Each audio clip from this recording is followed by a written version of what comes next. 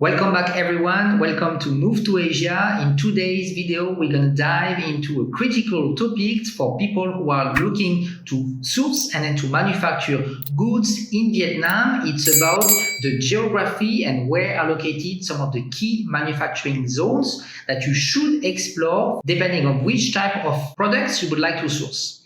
We're going to also dig into some of the key cultural nuances and then differences that you have in different parts of Vietnam. So stay tuned until the end of this video because I have Vinh with me to discuss about all those topics. Hey buddy, how are you doing today? I'm good. Thank you, Guillaume. How are you? Very good.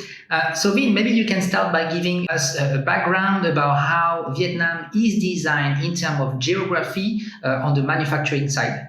Yeah, so if you don't know too much about Vietnam, it's located in Southeast Asia to the south of China, and it has kind of a strategic location historically, and it's kind of shaped like an S curve, and it bounded by the Pacific Ocean to its east, and then Laos, Cambodia, Thailand to the west, and then again it's located south of China. And to the north is the capital city called Hanoi. You might have heard that before. And then the other large city you probably heard of is Ho Chi Minh City, which is also referred to as Saigon to the south. So those two are the big anchoring cities that make up Vietnam in general. Okay, good, Vin. So you have the north that are more specialized actually for all the tech. You have all the giant Samsung, LG, Intel that are setting up manufacturing base. Then you have the south that is usually more the FDI, so where all the foreign-owned companies will be setting up manufacturing bases. You have also a lot of sourcing companies out there. And then you have the central Vietnam that is probably also very attractive for people looking specifically for outdoor. Maybe we can go one by one. Can we start by the north and then exploring this part, Vin? Okay, so in the north, Hanoi is more historic and it's more government based. It's kind of like the Washington, D.C. of the United States. Mostly the government is based there, and it's a large metropolitan city, very historic. And like you said, outside of Hanoi is where you find the manufacturing districts, companies. Generally speaking, in the north, it's more heavy industry, electronics, and those types of businesses. I've also visited in Tay Binh province, about an hour and a half southeast of Hanoi, was a lighting LED factory. So those types of businesses generally are in the north. Okay, so heavy industries in the zones. You mentioned the first province. You also have Bac Ninh. You also have Thanh Nguyen, right? You can correct me if I'm not saying it well.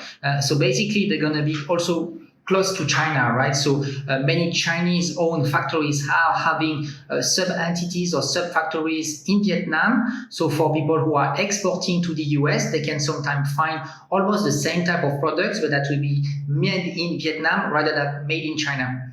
Yeah, correct. As you said, the Chinese border is not too far away from the northern areas of Vietnam. So there's a lot of trucking industries. Lots of transportation from China can come down into the north of Vietnam. And there's lots of Chinese made products that they're importing for parts, and then they're being assembled in the northern area of Vietnam. Okay, great. Vin, I guess there is a lot of opportunities into sourcing and working with northern manufacturers. What can be some of the challenges that foreigner can encounter if they want to deal with northern manufacturers from Vietnam? Yeah, I would say compared to the South, the North is a little bit more traditional. There's, I guess, maybe old style thinking, so to speak. They're not as open or as friendly or used to foreigners. Whereas in the South, Ho Chi Minh City, it's more open to the West. There's lots of people traveling in and out, and it's more of an open society. So trends come and go. Whereas in the North, it has kind of an older mentality, so to speak, deep in tradition. It's more historic. And so your business encounters might be a little bit more rigid, might be a little bit more formal. So those might be the nuances. Okay, well, we're gonna maybe dig a bit more later into the main differences if you wanna start relationship with the North versus with the South, but you already give us some good hints about our discussion. Now let's move a little bit more down, Vin, and then what about the central part of Vietnam? This region is very key for some specific products. Can you talk about them? Sure. So, as I mentioned, Vietnam's like an S-curved type of shaped country, and the middle is the narrowest part. In that area, you find Hue City. It was like the imperial, very historic former imperial capital of Vietnam, and then down from there, you find Da Nang, which is a kind of a beachside resort, and then Hoi An, which is another small village or historic place that you want to go visit that are very touristy. So those cities most people would know. In the middle of the country, you also find Quy Nhon, which is a province and city, and it's on the ocean or beach side.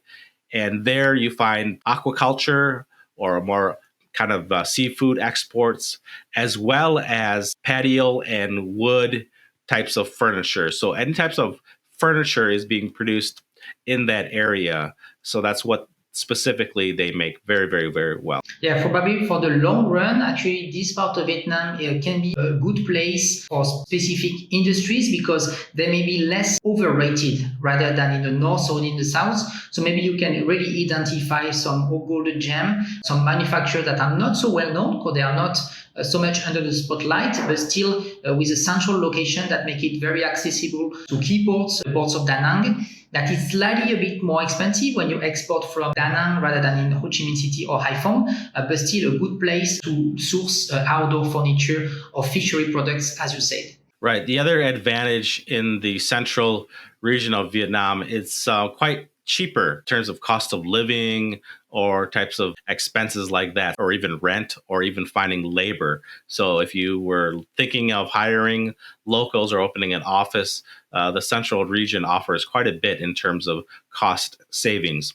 And then I should also say that in Da Nang, the government is trying to strategize the city in opening, I think it's called like high tech park, trying to make a like an IT industrial zone. So that's one aspect that you may want to look at Da Nang or that area for those reasons. Now let's move a bit more in the south. So we have Ho Chi Minh City, that is the main hub in southern Vietnam, and all around Ho Chi Minh City you have some key manufacturing zones such as Binh Nhung, Dong Nai, for instance, and over there you find a wide range of products. Can you maybe share some of them and some of the key product categories that are specialized for southern manufacturers? Most people entering Vietnam for the first time, you obviously will be taking an international flight.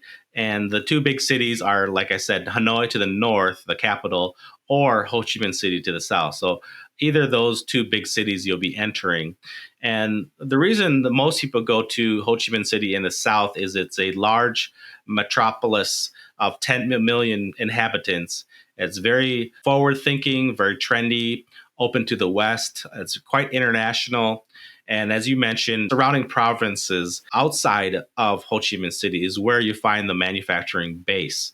And I would say the top types of products are furniture and textiles, and then small kind of like assembly types of products. So those are the types of industries you could find in and around Ho Chi Minh City. Again, it could be tools. Vietnam does very, very well at sewing, and then light manufacturing in terms of kitchen cabinets or indoor furniture, beds, those types. Okay, very good. You also have the trend of all the plastic injection, plastic related products. You have the footwear as well. The advantage of being in the south is because from Ho Chi Minh City to those manufacturing zone, as you say, is probably a 2-hour ride. So it's very easy and very convenient. You can just land in Ho Chi Minh City airport, take an hotel in the downtown, and then if you need to go and to commute from the center to those manufacturing zone, it's pretty convenient to commute in and out.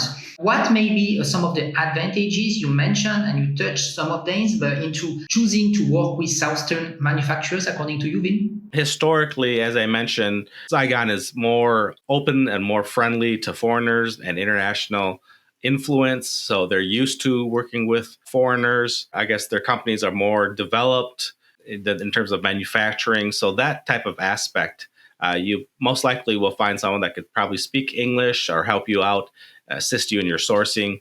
And so they're used to having large and medium sized companies come visit them, to source from them. They have that type of atmosphere and experience.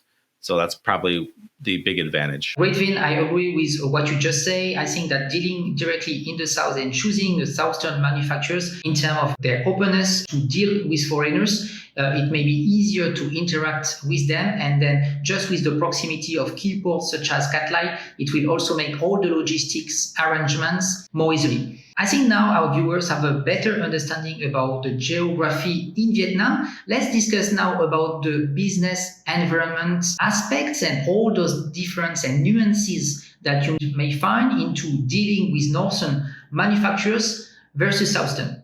Maybe first we can talk about the business culture and the communications. What are, according to you, the main differences versus dealing with the North and dealing with the South? I think generally speaking, Northerners are less trustful of outsiders.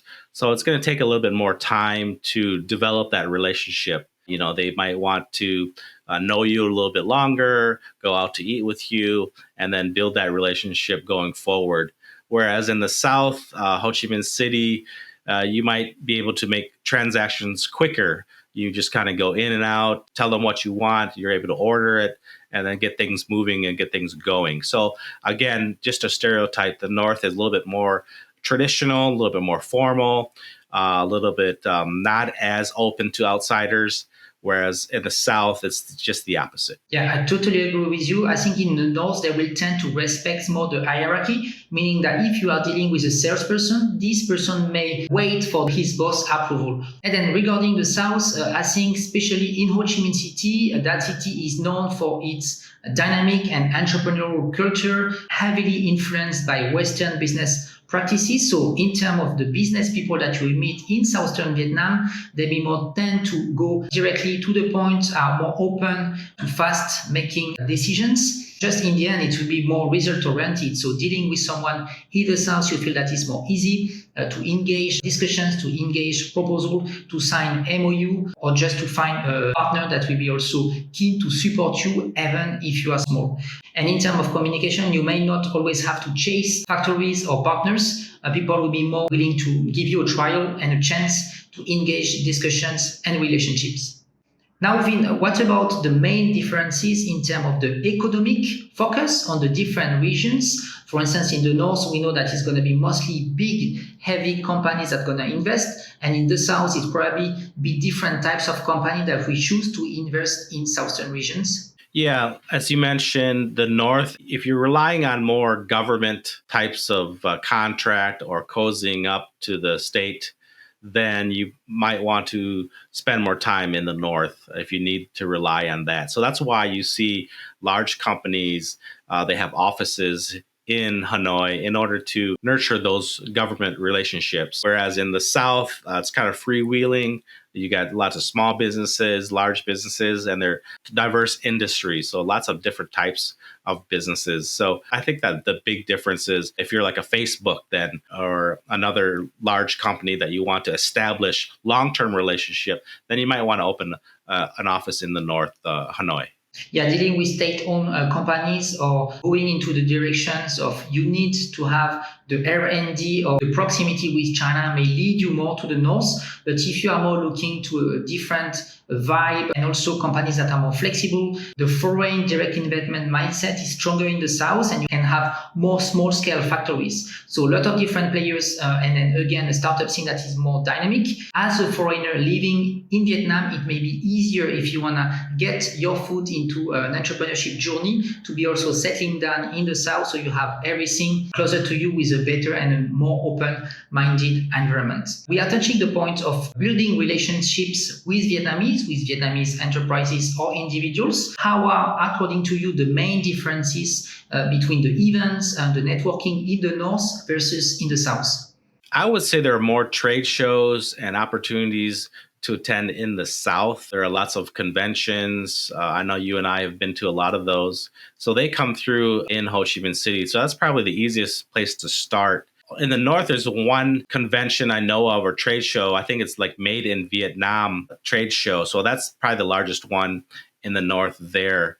But I guess it really depends on the industry and the type of products you want to source. But I would say most likely, if you're looking for a trade show, it'd probably happen in Ho Chi Minh City. Yeah, there have been some big events in the north. Also, the Vietnam Expo, I think, is in the north, but most of those expo, you find them also in the south. And then I feel like in the south, again, just because of this mix of people and the fact that factories and then businesses tend to be more open to deal with foreigners, I feel that the southern and the megalopolis of Ho Chi Minh City is a place also to gather, to meet with like-minded people. So for a network and then building a strategy of having around yourself a network that can lift you up, it's a better city to be considering as a place to do business and to live. So Vin, what are some of the advice you would give to newbie or to foreigners that just start their journey, want to explore the Vietnamese landscape and get starting into buying or manufacturing goods in Vietnam? The first advice I would say is you really need to be in country or at least make a visit. So either short term or long term, it could be 2 weeks or it could be 1 month, but you got to make some time to come visit the country. And you could visit one area starting in Ho Chi Minh City, or you could do both, and then another short visit to the north. But one is to physically come to the country. And then I would say 2 is to attend a trade show and then build relationships. Because if you're serious about sourcing or getting product, you really need to build up those relationships with those manufacturers. And the only way to do that is if you spend time there and then you make those contacts and then you seek out the sales department and then you'll probably have dinner with them. And then from there, you'll build up a long-term relationship that you can increase, explore, and then use it toward your advantage for your business. Okay, totally agree, Vin. I think by paying a visit to Vietnam and directly engaging, shaking hands, sitting next to a manufacturer, probably inviting them for coffee or restaurants, that's initial steps that for the long run will pay off. Just if you want to do a test order, if you want to have a manufacturer that will be more supporting you, if you just get started, I think this relationship will be key to make a success in a new business in import-export. Thanks, Vin, for all those tips and insight today. I will leave below in the description more details about your YouTube channel. So in case people want to reach you out, they can find more details below. All right. Thanks, Guillaume. Appreciate it. Thank you, Vin.